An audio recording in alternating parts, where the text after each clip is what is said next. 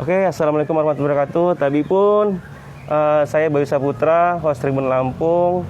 Di sini sore hari ini kita bertemu dengan Mbak Citra Febrianti ya Mbak. Iya. Mbak Citra, selamat sore Mbak. Selamat sore. Iya, Mbak Citra ini atlet angkat besi yang fenomenal yang pastinya, yang sudah malang melintang di dunia perangkat besian Indonesia dan internasional ya Mbak Iya, ya. betul. Beliau juga Sri Kandi Lampung yang mewakili Lampung juga di tingkat internasional ya Mbak ya. Dulu. Sekarang udah jadi mantan. Iya, mudah-mudahan bisa menginspirasi lah ya Mbak ya dengan Mbak Citra Iya. untuk atlet-atlet yang lainnya, terutama khususnya di angkat besi ya Mbak ya. Iya, betul. Mbak Citra, aku sedikit pingin mengulas nih. Mungkin Mbak Citra sapa dulu pemirsa di rumah Mbak. Iya. Selamat sore untuk pemirsa semua yang ada di rumah. Perkenalkan, nama saya Citra Febrianti. Saya mantan angkat besi, atlet Lampung yang pernah meraih prestasi di Olimpiade, meraih medali perak Olimpiade London 2012. Iya, itu sedikit perkenalan nih pemirsa dengan Mbak Citra. Cantik ya Mbak Citra ya? Iya, sesuai dengan namanya Sri Kandi ya kan. Sri Kandi kan pasti iya cantik lah Mbak ya. Terus udah cantik, banyak prestasi. Wah, itu idaman semua pria mungkin ya. Oke Mbak, mungkin pertanyaan pertama nih Mbak. Mbak kan di tahun baru saja mendapatkan medali perak nih Mbak di Olimpiade angkat besi tahun 2012 kemarin di London. Bagaimana sih Mbak perasaan Mbak Citra sendiri Mbak? Ya, perasaan saya sendiri sih pertama-tama saya bersyukur, alhamdulillah, sebagai orang muslim ya benar-benar bersyukur, alhamdulillah. Ternyata nggak nyangka ya, tadi saya urutan nomor 4, terus tiba-tiba naik peringkat kedua perak Olimpiade. Itu bagi saya udah yang kayak kebesaran Allah aja. Yang tadinya nomor 4 yang akhirnya dapat medali juga Olimpiade, karena impian saya tadinya, saya berpikir dulu tuh, semangat saya waktu masih jadi atlet itu tuh sesuatu yang impossible untuk saya di Olimpiade, karena nggak mungkin lah saya bakal ke Olimpiade, saya pikirnya begitu. Nggak taunya tulisan yang saya tulis saya itu yang mustahil, nggak taunya Allah berkehendak, nggak ada sesuatu yang mustahil tanpa izin Allah. Nah itu yang saya harapin, nggak taunya saya kepilih jadi berangkat ke Olimpiade London. Dan apalagi lebih bangganya lagi, karena pada saat itu juga tiket untuk perempuan satu-satunya di Indonesia cuma dapat 1, dan akhirnya saya kepilih. Itu yang bagi saya yang ya Allah, puji syukur, akhirnya hanya 1 tiket, satu-satunya perempuan yang diberangkatin, tapi ternyata saya juga bisa dapat hasil gitu, walaupun terlambat gitu, walaupun hasilnya juga nggak seperti teman-teman yang kemarin dapat. Karena waktu pada saat Olimpiade London itu kan memang yang dari Indonesia seluruh atletnya cuma dapat 2 medali aja dari angkat besi. Yang lain-lainnya, cabur lainnya nggak dapat apa-apa selain angkat besi. Sebenarnya ditambah lagi 1 ini ya, nggak nyangka aja sih Mas. Artinya sebuah pencapaian yang tidak disangka, yang tadinya nggak mungkin menjadi mungkin ya Mbak ya? Iya. Ya, semua itu butuh proses ya Mbak ya? Benar. Nah Mbak, kalau boleh tahu nih Mbak, persiapan Mbak kemarin, kan itu kan 2012 Olimpiadenya. Artinya kan persiapan kan 2011 sama 2010 ya Mbak. Itu seperti apa sih Mbak persiapannya Mbak? Ya, persiapannya itu kan pasti kita latihan dan juga ada seleksinya. Seleksinya itu juga bertahapnya, apalagi kalau untuk Olimpiade kan dari tahapan dari kejuaraannya, di kejuaraan Asia, kejuaraan dunia, itu semua kan diseleksi. Setiap kejuaraan itu, kejuaraan Asia terkadang saya dapat nomor 2, terus kadang kalau untuk kejuaraan dunia saya nomor 4. Dan itu semuanya diadu untuk itu sih, untuk pertandingan itu. Kalau seleksi akhirnya dapat, nggak tahunya pas udah dapat pas di 2012-nya terakhir, seleksi terakhir nama saya masuk peringkat, tapi ada suatu permasalahan, ada pencekalan. Karena dari pihak pengurus yang di Jakarta pun mereka ada suatu alasan yang memberatkan saya untuk tidak mengikuti pertandingan tersebut. Dan saya akan digantikan dengan atlet dari Bali, Sinta Damarianti. Itu aja sebenarnya, ada permasalahan di situ sebenarnya. Sampai di London pun, sampai mau ada pertandingan pun pada saat itu juga masih saya dicekal aja. Tetap nggak bisa, tetap mau digantikan dengan Sinta, tapi pelatih tetap ngotot, dari keluarga Pak Imron Sadi juga ngotot tetap memperjuangkan, karena untuk dari data prestasi itu saya di atasnya Sinta. Jadi kalau misalnya mau digantikan dengan Sinta, sedangkan untuk rankingnya data prestasinya saya di atas Sinta, kok bisa mau Sinta yang dimasukkan. Nah, Pak Imron dengan adanya hasil itu tetap kekeh mau saya. Jadi Pak Imron dan keluarga memperjuangkan saya sampai akhirnya saya berangkat ke London. Itu pun belum 100% saya mau dipertandingkan. Dan Sinta akhirnya juga diberangkatkan. Jadi ada 2 perempuan yang diberangkatkan. Sinta itu untuk ibaratnya misalnya ada apa-apa sama saya digantikanlah dengan Sinta itu. Karena Dengan cadangan ya Mbak ya? Iya, dia? cadangan yang memang karena pada saat itu saya dulu ada problem permasalahan cedera.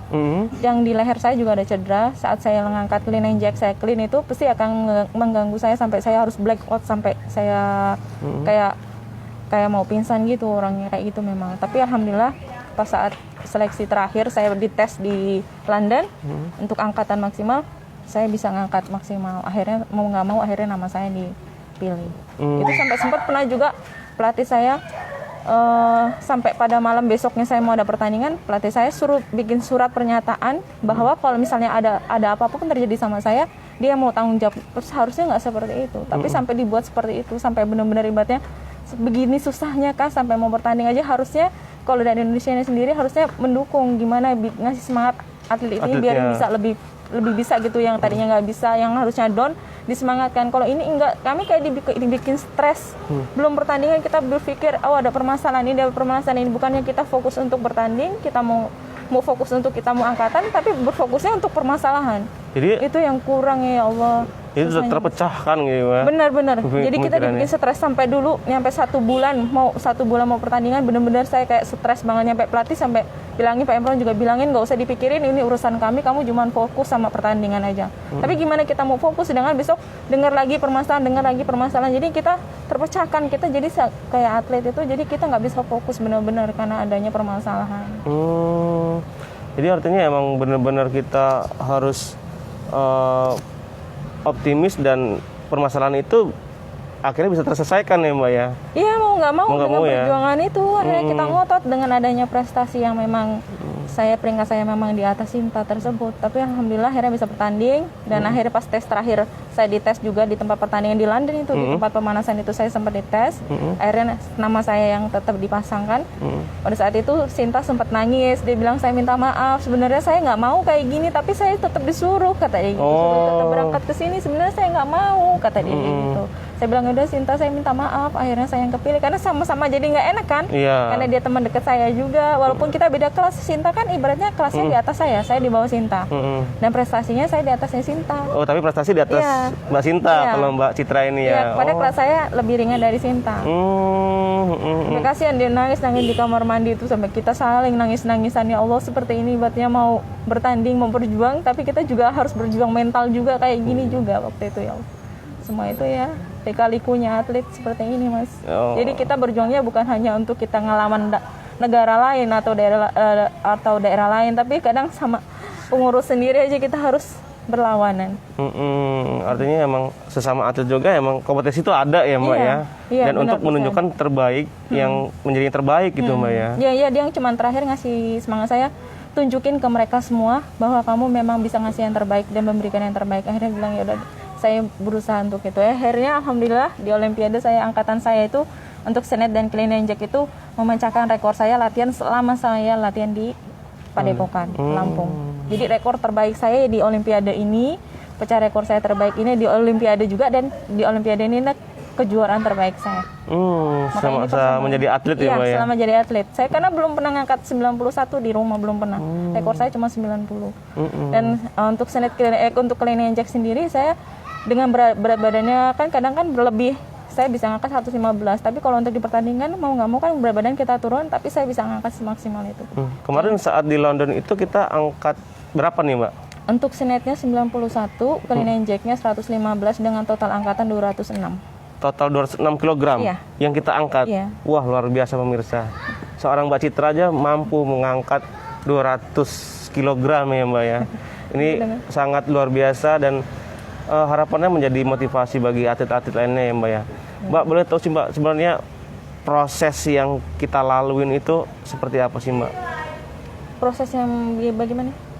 artinya bagaimana sih untuk menjadi prestasi, mendapat prestasi? Prosesnya kan panjang tuh Mbak. Banget Mas, prosesnya nggak segampang yang orang lihat. Orang lihat ini cuma tahu hasilnya juara, tapi nggak tahu di balik itu semua bagaimana susahnya, capeknya, sakitnya saat kita cedera, saat kita harus benar-benar jenuh, stresnya kita bosan, saat kita menghadapin permasalahan, setiap kita ngadepin, kadang ada kita stres dalam teknik. Kalau kita angkat besi kayak gini kan, kalau kita nggak punya teknik kita nggak bisa ngangkat. Yes. Mau bagaimanapun kita kuatnya kayak gimana, tapi kalau kita nggak tahu teknik kita nggak akan besi itu bisa keangkat. Dan semua itu kita juga harus berpikir gimana memperbaiki teknik. Kadang teknik itu bisa berubah dengan sendirinya Mas.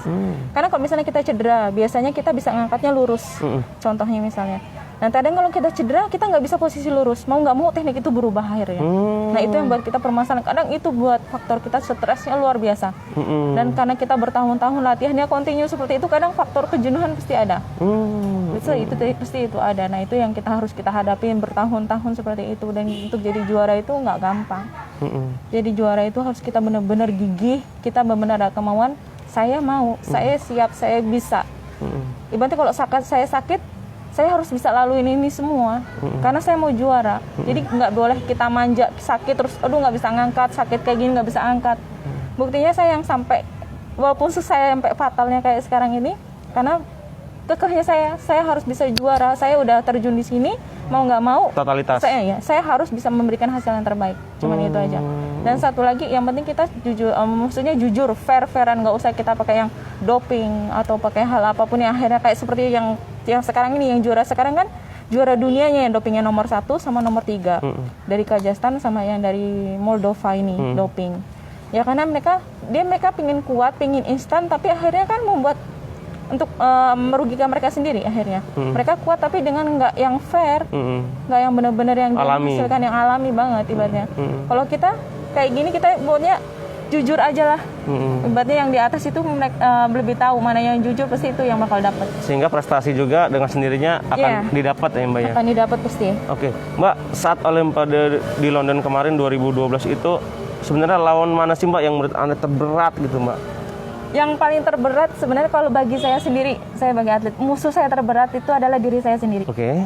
Karena kalau saya nggak ngelawan diri saya sendiri, yang lainnya mereka kuat-kuat. Tapi saya kalau misalnya melihat mereka, saya akan semakin down. Tapi kalau saya ngelawan diri saya sendiri, pertama kalau saya bisa ngelawan diri saya sendiri, otomatis saya bisa ngangkat maksimal dan itu bisa menghasilkan yang terbaik.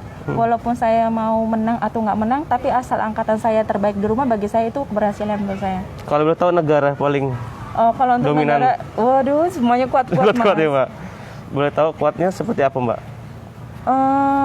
Kuat-kuatnya maksudnya kayak dari Kazakhstan itu udah juara dunianya.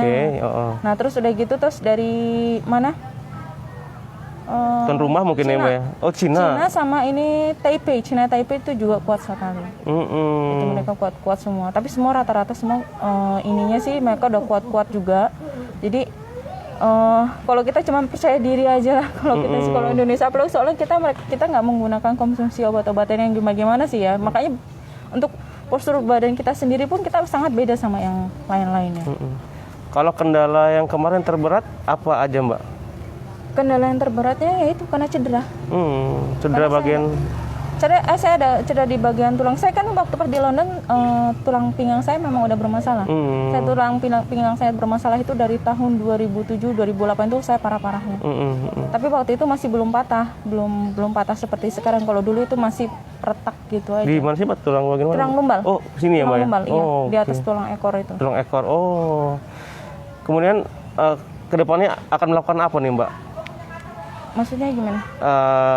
Mungkin aktivitas kita gitu. Setelah kemarin juara Olimpiade, terus kedepannya apa lagi yang akan kita lakukan ini? Iya paling saya aktifnya cuma di kantor aja karena sekarang di kantor.